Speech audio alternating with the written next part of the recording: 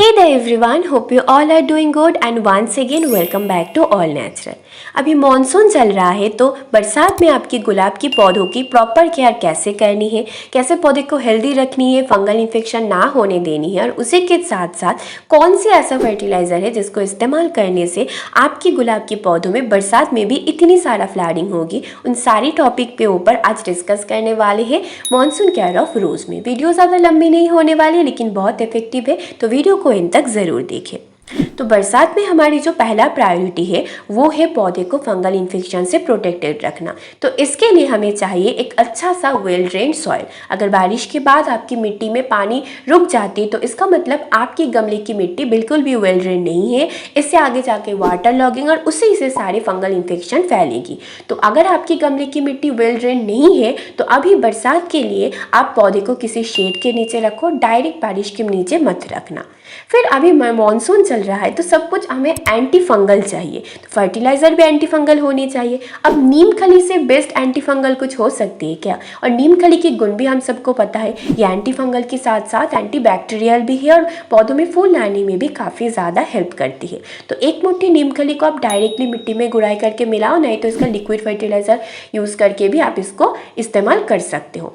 वैसे बरसात की पानी खुद ही काफ़ी ज़्यादा न्यूट्रिशियस रहती है, तो बरसात आते ही पौधों में खुद ब खुद ही काफ़ी सारा नई ग्रोथ निकल के आती है। तो मॉनसून में ज़्यादा कुछ फर्टिलाइज़र यूज़ करने की ज़रूरत नहीं है। अब नीम खली तो सॉइल और रूट्स को फंगस से प्रोटेक्ट कर लेगा, लेकिन ऊपर की पत्तों की क्या? पत्तों में जो ब्लैक स्पॉट डिजीज लगती है या फिर डाईबैक जो लगती है जिससे पूरा पौधा ही मर जाती है, उन सब से प्रोटेक्ट करने के लिए हमें चाहिए मॉनसून में एक अच्छा सा फंगीसाइड।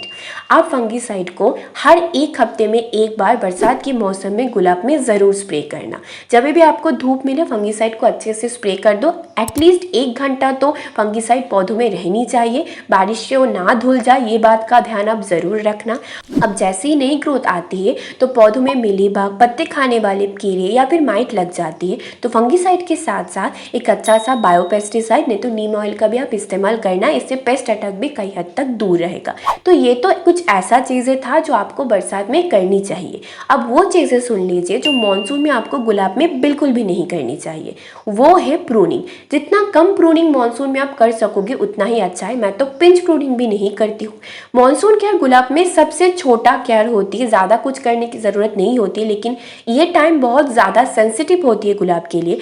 थोड़ा सा भी गड़बड़ हो जाए तो गुलाब में फंगल इन्फेक्शन फैलती है और अगर एक बार फंगल इन्फेक्शन फैल जाए तो पौधे को रिकवर करना बहुत मुश्किल हो जाती है। तो मॉनसून में आपको प्रूनिंग नहीं करनी है, हार्ड प्रूनिंग तो बिल्कुल नहीं। गुलाब में रीपॉटिंग या फिर नए गुलाब के पौधों को भी इस टाइम पे नहीं लगानी चाहिए। रोज एक विंटर प्लांट है तो सर्दियों के दौरान आप ये सारे काम करो, लेकिन मॉनसून में नहीं।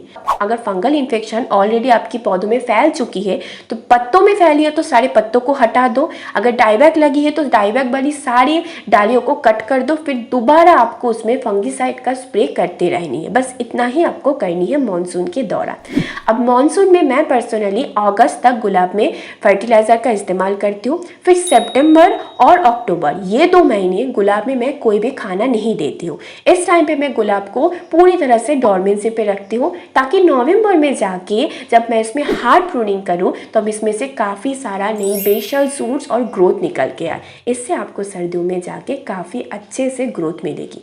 तो बस यही था मेरा छोटा सा एक मॉनसून केयर। अगर वीडियो पसंद आई हो तो लाइक, शेयर और सब्सक्राइब कर दीजिए और ऐसे ही और गुलाब की अपडेट पाने के लिए चैनल के साथ जुड़ी रहे। और तब तक के लिए टेक केयर और हैप्पी गार्डनिंग।